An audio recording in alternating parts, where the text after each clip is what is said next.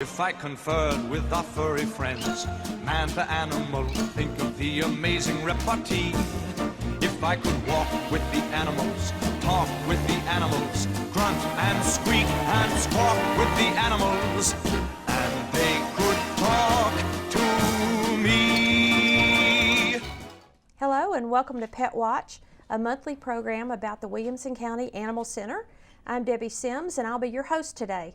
And my special guest is our library director, Dolores Greenwald. Hi, Dolores. Welcome. Thank you. I'm so glad to have you here. You have your own television show on WCTV sometimes. I do, and you'll have to come and be my guest. I will. Today we're going to make a connection between animals and books. And Dolores' area of expertise is books. And let's just talk about books that we remember from our childhood. Okay. Let's just throw out some names. Okay. And I think we'll find that many of them are about animals in some way. Yes. I mean, for our older audience, like my age and older, there's or my age and older. The Call of the Wild. Yes. Remember that? Jack Yes. London became a bestseller. Or Rudyard Kipling's Jungle Book. That's right. Yeah, which is still in print today. Yes. And you've got, Black Beauty, Tale of Peter Rabbit. I mean, there are many children's books based on animal characters. Yeah, Beatrix Potter and all the little bunnies was all about animals. And The Yearling, remember that? And it was made into a movie that people loved dearly. Old Yeller. Old Yeller, yeah. Sometimes the movie becomes a little more famous than the That's book, but true. that's Sometimes okay. that's the case, yes. I know as a librarian and an avid reader, you're happy if somebody watches a movie and says, is there a book about that? That's right. That's right. If the movie does the book justice, that's very good for the book. Good. So. And I think most people will find that there is a book or a great idea by somebody behind every movie that we've seen. So The Velveteen Rabbit's another classic that is still read to children today. We've got a copy of that here from our local library. And of course the modern books like Eric Carle, which actually he started in the late 60s, but The Hungry Caterpillar. If you're not familiar with their authors, you've probably seen his colorful books. Yeah. What about the book that you wrote? You actually helped write a book through the library about Bucky. Bucky and Bonnie. They were two miniature horses that came to the library. One had just moved into the area, and the other horse was introducing him to the library. Okay. So they come into the library, into the children's area, and check out books. So, and animals are always a good way to capture kids' attention. Kids love animals. Now, were Bucky and Bonnie real local horses? They're local horses. They're real. They were actually in the library. They came in one Sunday before we opened, and we took some pictures of them in the library. They were very well behaved. Oh. So, except they were kind of like brother and sister, because Bucky would come up to Bonnie, and Bonnie would go, I don't, start backing up. but it was great. We got some great pictures for the book. So what a wonderful idea. You know about these two little miniature horses, and mostly adults are watching our show today, so it's okay to tell the backstory. Yeah, but you true. and a friend know about these horses, and you think, wouldn't that be cool if Bucky and Bonnie sort of became mascots of the library? That's right. That's right. And that grew into an idea, well, let's write their story down. Yeah. And then you ended up publishing the book, and people can read it or check it out from... They can read it, check it out, or purchase it from Amazon or from the library. And yes, it was a fun project. And actually, we're doing another book based on an animal. We're working with CASA, Mary Ann's group, Williamson County CASA, and they have a beautiful companion dog called Rockland. So our next book is going to focus on Rockland, how he goes to work every day.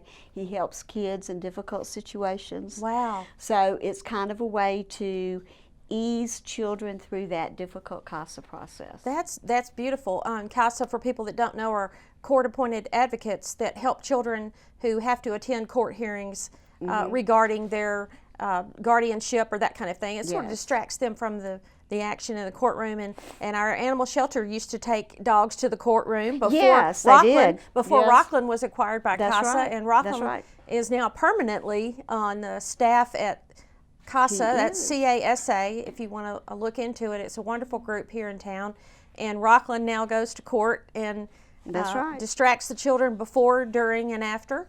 and it helps a lot to deal That's with true. it. That's true. It really does. Well, that kind of leads me into my next thought was, why do you think so many books are about animals? I looked at bestseller list before I came here, and I Yeah. looked at the 100 books children should read in their lifetime, and about 70% of them were animals.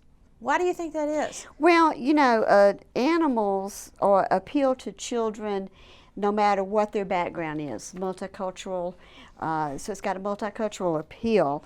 Also, it gives the child some reassurance and comfort. I think that's what Rockland does. And when a child reads a book about an animal, it's something that they can identify with. They may have a cat, they may have a dog, or they may have been to the Williamson County Fair, for example, and saw some of the animals there. So it's something I think they can identify with too. And animals are they're very easy to tell a story with. You can be very creative, like bringing in Bucky and Bonnie to the library. So they kind of do things that animals really don't do. Books are a fantasy, and then a number of the classics, for instance, were about Call of the Wild was told from a third-person perspective about a dog that went to the Yukon. But then literature kind of changed, and I think maybe Rudyard Kipling was one of the first people that had the animals start to talk and take on human characteristics. Yeah, you can have a lot of fun with animals when, like we did with the Bucky and Bonnie book. Nobody would ever picture Bucky and Bonnie talking and checking out books at the library and that sort of thing. And the Cat in the Hat, Dr. Seuss, I love Dr. Seuss books. And Right. he always has fun with the animals and doing things that they wouldn't normally do. And kids think that's funny. They like that. Every Dr. Seuss book you ever picked up or read has an animal in it. That's right. The fish, the cat in the hat. But his books, like my favorite is Green Eggs and Ham. That's my favorite Dr. Seuss book. And that tells a story.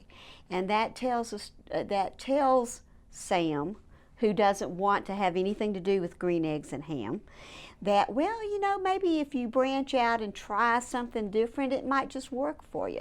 So there's usually little stories in the books too. And that is central to what we're talking about, because you can't just write a book and have some colorful pictures of animals, and it's not interesting unless something happens that You have you to have can a story to go relate with it. to. So That's right. they always tell writers, get the story down first, and then we'll fill in the details. And I want to go back for a minute to the aspect of the animals are multicultural, and we don't think about that. If you put a child as the main character in a book, you got to create a picture for the child, for the person reading it. What does this child look like? So if you make the child with blonde hair, then everybody identifies with blonde hair, or black hair, or so forth. If you make it a certain racial identity, they say, well, that's not me, that's somebody else. But if it's a zebra, or a mouse that ate a cookie, or a fox that runs around the neighborhood and goes door to door. Or the brown bear, like Eric Carlisle here. Right. All those books, caterpillars and bears and so forth, we don't identify them as anything else except the cute thing that they are. Oh, and kids, you mentioned caterpillars and what have you. Kids love bugs and snakes. These kids will be drawn to a book that's got snakes on the cover or bugs. They love it. They love it. It's a safe way to study. It's a safe way to learn a little bit about something that might be a little scary. Maybe I won't be scared anymore. I'll look at this. It's a very appealing snake. That's right. And, that's right. And of course, the illustrations in books for younger children, it's all about the illustrations. And, that's a very important part of children's books. And I think I know children know the difference in reality and fantasy. And I think all of us, like when we're adults, we read a book to get away from our everyday life, to escape for a little while. And kids know that cows don't live in your bedroom and Goodnight Moon. They know that. Yeah. But it's still funny. It's fun. And it's fun to have somebody read it to you. Well, one of my favorite children's books is Where the Wild Things Are. It's a classic. And, you don't have you don't have wild animals as friends like the character does in the book. But it's a lot of fun to see him, interact with these, in his imagination, interact with these animals. And they're not even real. They're kind of little monsters. They're kind of, that's right. That's right. That's they're not Amari even, Sindak, that's right? right. Right. That's and right. they're not even really That's an right. identifiable That's animal right. that I know of. They're That's kind right. of little, like minions. They're made up. That's they're little right. They're monsters. made up. They're And, made and they're up. monsters that kids like. And I think they find a great sense of protection sometimes by imaginary monsters or Yeah. helpful That's true. creatures in books, and they can think back to that. And they are funny and cute. I mean, you get the Curious George, all the adventures he's been in over the years. What man in a yellow hat has a monkey for a pet and takes him on That's adventures? true. Nobody. That's true. I mean, Harold the dog, he loves chocolate cupcakes. It's the silliness and the juxtaposition of what these things do in the book that I think draw children's interest in. There's another fairly new series about a dog, and it started with Walter the farting dog. Yeah. And then and kids love these Oh, yeah. kind of weird sounds and everything. And it was very popular, so they've done some more. Pete the cat is a fairly new character now. Yes. That is really, he's cool. He wears his glasses and he's kind of laid back. Pete the cat kind of is on the 60s guy. bestseller list right now. Yeah, he's very popular. Yeah, and he's a hilarious looking comical cat. Yeah. So, yeah, let's talk about a couple of others. I looked up one called Moon Sandwich Mom, which is about a fox named Rafferty that wants to play with his mom, but she's too busy. So kids can relate. That's right. Rafferty, I'm having that same problem today. Mom's busy. And they can relate to the what happens to the little fox can happen in their life. Is how do I find an alternative activity? How do I amuse myself for the afternoon? So those are kind of fun. And The Hungry Caterpillar is a classic. We have a copy of that here today. And Eric Carle, of course, is known for his illustrations as much as his stories. Oh, But yeah. All he the color. loves and- animals. This one happens to be Slowly, Slowly Said the Sloth. And everybody's probably more familiar with Hungry Caterpillar, which is, I think, sold 29 million copies. Oh, yeah. But Eric Carle, this book has very little writing on it. All day long, the sloth hung upside down in the tree. That's all it says. But what kind of conversation might that spark with a child? Well, you might want to learn more about what he does. Why does he stay in the tree so much? What about his behavior makes him do that sort of thing? So it can be, even that small of text can be a dialogue for learning. Or what other animals hang upside down in a tree? That's right. Yeah. Can I hang upside down in a tree? Yeah, that's true. It's amazing how it sparks conversation. And of course, even the youngest child who can't read should always be read to. That's right. It's so important. You can never start too early reading aloud, and it develops a love of reading for the child. The child if the parents are readers, and they read to their child, their chances are they'll become readers as well. Now, my daughter used to memorize the Clifford books before she could read, and if I tried to skip a word, she would poke me and go, "Mommy, you skipped Clifford said. You forgot to say Clifford went to school." That's right. That was my niece with the Pokey Little Puppy, another animal book. I must have read that book to her 1,000 times, and if I missed a word, oh no. I think there's a certain comfort they find I that the think story's so. the same every time, and That's the right. outcome's the same every time. That's right. Now, there's one, Dr. Seuss we talked about Has a earlier. new book. He has a new book. Tell me about that. Well, it's about an animal again, and it's what pet should I get? Again, it's a learning experience. It is based on animals, and kids go to a pet store, which you really don't get pets from a pet store anymore. Yeah. But you go to a pet store and they try to decide what pet would be best for them.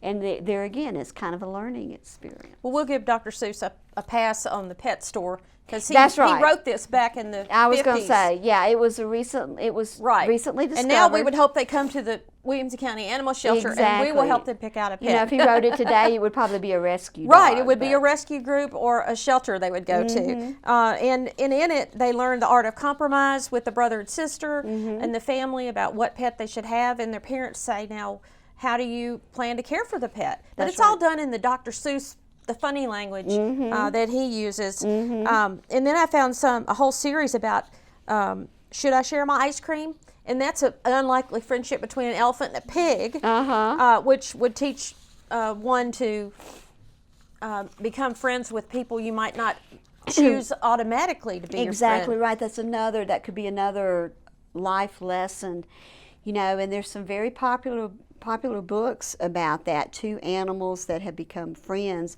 that you wouldn't necessarily think they would. You might think of them as adversaries, and they Right. become friends. You know, I like the basis of lessons that these books can teach. Sure. And then after you get out of the elementary school and into the middle school, high school area, the books get a little more realistic about animals. They become real life stories. People children are older. Teens don't read about hungry caterpillars anymore. That's right. They are exposed to the real world. That's and right. one of the most popular books and movies right now is about Max, a dog that was trained by the Army and worked in Afghanistan. It's based on a true story, I believe, and it's coming out as a movie. So a young man in this story's older brother is killed in the armed forces, and he somehow becomes able to get his brother's army dog to come and live with him at their home, and it's sort of a piece of the past and a way to hang on to his brother. Now, is that I think that's very appealing to. I think so. I mean, as a teenager and a young adult, we all struggle with the theme of war and why does it happen and what happens to the people left behind, and finding something good in the midst of the difficulties of life. And books can do that. They're not all happy endings. Yeah, especially older children's books, you know, for teens and, you know, maybe ages 13 and up. There's been a trend to be very, very realistic and have a lot of real life issues. Some of them, you know, some of them deal with alcoholism, some of them deal with abuse. So yeah, there's a real trend toward that sometimes. Well, when you can go to that book as a resource, and the authors of those books have usually researched carefully and lived these situations, and if they can help a young person and ask for help in their own life, then it's important. That's right. And there's also the whole fantasy book thing for young adults. Tell us a little bit about that. Well, the fantasy books, and I think a lot of people, it came to people's attention with Harry Potter, I think. Right. But there were some real life issues, and I have to say, as an adult, I loved the Harry Potter books. I thought they were great. But he has some real life issues that he deals with, and also being different is something that he has to deal with. But he has, you know, he has abandonment issues, he has isolation issues, can't seem to make friends in the Muggles world. So these are issues that can be put in fantasy books that kids can relate to and have to deal with. Right, and it's overall the great theme of literature, good versus evil. As you get older and the literature becomes more complex, that's really the underlying theme. That's true. Of success. Am I going to overcome, or That's right. how will I overcome this? That's right. And Harry Potter is the good guy. Yes, he's the good guy. Even though he has all these flaws, Yes. he still keeps searching and he still That's keeps right. trying. He's still striving. And I think anything a young person today, with all these electronic devices, and everybody's looking down at their phone all the time, from, you know, whatever age they get them now, very young. Yes, very young. They're not used to losing themselves in something long. And if it's Harry Potter, it's amazing to think the child who's in the world of texting and everything's up to the minute, up to the second, will sit down and read a 400-page book. It's amazing. It really is, and I think Rawlings was able to capture kids' imaginations, and the world of Hogwarts was so detailed, and seemed so real. And I remember when I saw the first movie after reading the book, and I knew then when I saw Hogwarts, I'm going to like this movie. They're going to do the book justice, and I think they did well with all of them, actually. And she's really telling the story of every teenager child. today. That's right. That is conflicted about something. Something that in Harry's issues were issues that any kid can identify with. Just like the pet books with the animals. I mean, animals are something that just about any kid can identify with. And if they just quit turning people into snakes and serpents, yeah, exactly. and Harry Potter, and exactly. and they're supposed to be making animals more friendly, but somehow the dragons and the serpents always get a bad rap. Yeah, yeah. There was another book that caught my eye, was about a true life story for young adults that was a Newbery winner. It was called The One and Only Ivan, and that was about a real gorilla named Ivan who spent 27 years behind in a glass cage in a Cleveland mall. Oh, wow. In a shopping mall. And then finally he got out. So someone has taken that story and turned it into an animal rescue story for people, and a lesson about why we take animals for our own entertainment. And I thought that was interesting. There's so many of those. Started with Coco, the gorilla. Oh, remember? yeah, Coco. Sign language and stuff. Right, yeah, right. Yeah. And there's a whole movement now about whether how zoos play into that and animals on display. So it's important to look at that if somebody's interested in that.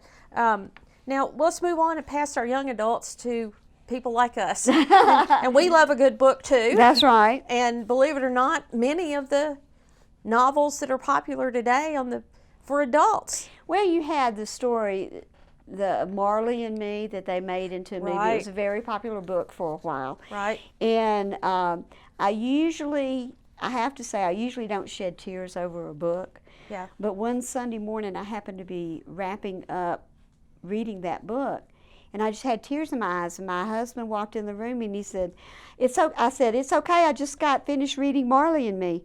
But Right. it was a Right. great book. And then there was one about a cat, a recent popular nonfiction book about a cat that lived in a library, a public library.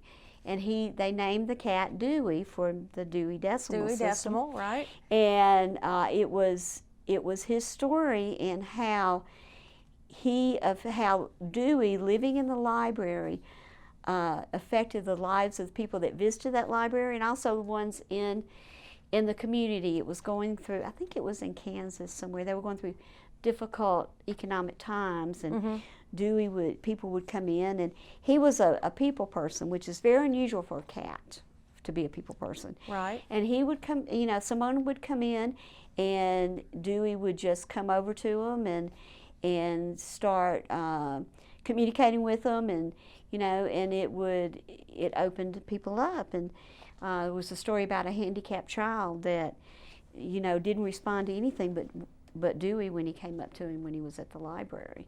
So it's that's a great book. Yeah, I also enjoyed The Art of Racing in the Rain, Yeah, which that's a is good about book.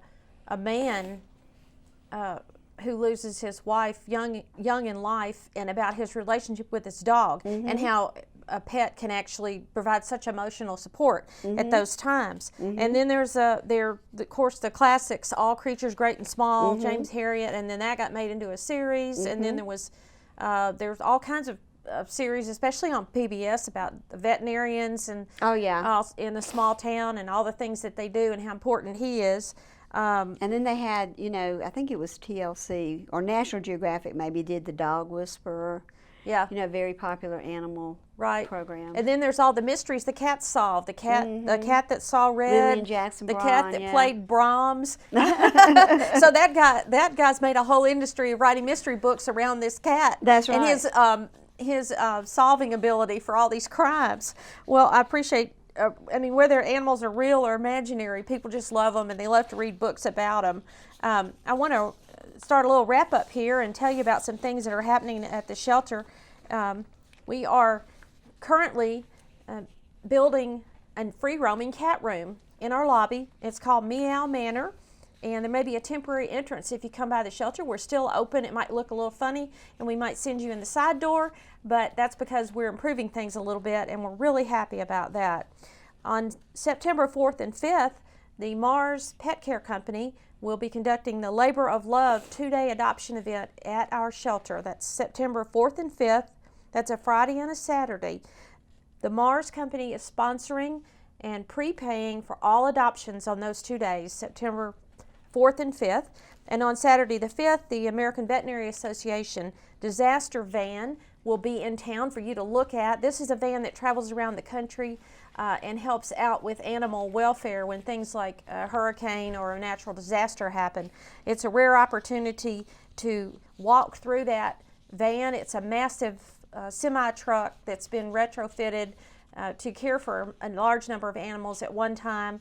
And there may be some local celebrities out there with that on Saturday the 5th, so I encourage you to please come by the shelter during the Mars Labor of Love. If you're thinking about adopting, the wonderful people at Mars Pet Care, located at their headquarters in Thompson Station, are conducting this event and have graciously paid for all the adoptions those 2 days. The shelter will be closed on Monday, September 7th for Labor Day. And we are having our September rabies clinics coming up. We will not have them on Labor Day weekend. We will start them September 12th. They will be at College Grove on the 12th at the College Grove Community Center from 9 to 11. That's a special time. The rest of all the rabies clinics are from 1 to 3 p.m. It's just $10. Bring a cash or check. And on the 12th of September, we'll be at Heritage Elementary, the Fairview City Hall, Brentwood Middle School. And on the 19th of September at Fox's Grocery, Sunset Middle, and Fairview Elementary. And then on Saturday the 26th, we'll be at the shelter. And we'll also offer microchips that day for $15. September is our theme is superheroes. We've been naming all our cats and dogs after your favorite superheroes. We'll have various pricing specials, and we hope that you will come by the shelter and take a look or go on our new website. We've just redesigned it. It's called adoptwcac.org, and there you can click on all the information you possibly need.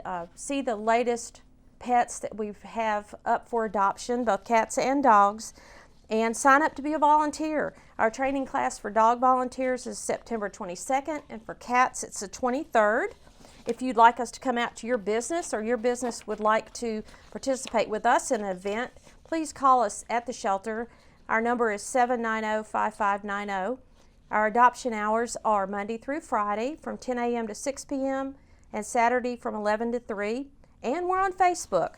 Dolores, we couldn't possibly have gotten to every book about every animal. No. But we've got old and new versions of everything here, books that are still being reprinted today in new classic form with beautiful illustrations, like the Jungle Book, which came out of the turn of the century, 1908, I think, or earlier, that started. And of course, it's been adapted many times.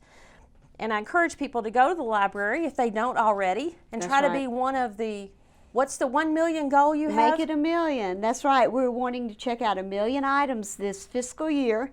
So help us come and check out a movie or an ebook or a print book, and just help us make it 1 million. And my big secret is I go online at home and pick out the books I want and request them. And that's then, right, you can do that. And we then try to make it as easy as possible. I get handy emails that say that bestseller's now in, and you can come get it, because I'm old school and I still like to pick up a real book. That's right. Okay, thank you, Dolores, and thank you for watching. I hope you'll join us next time on Pet Watch. If I conferred with our furry friends, man to animal, think of the amazing repartee.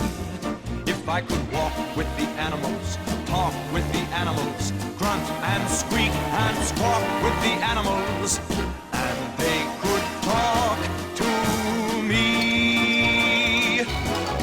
If I consulted with quadrupeds, think what fun we'd have asking over crocodiles for tea. Or maybe lunch with 2 or 3 lions, walruses and sea lions. What a lovely place the world would be.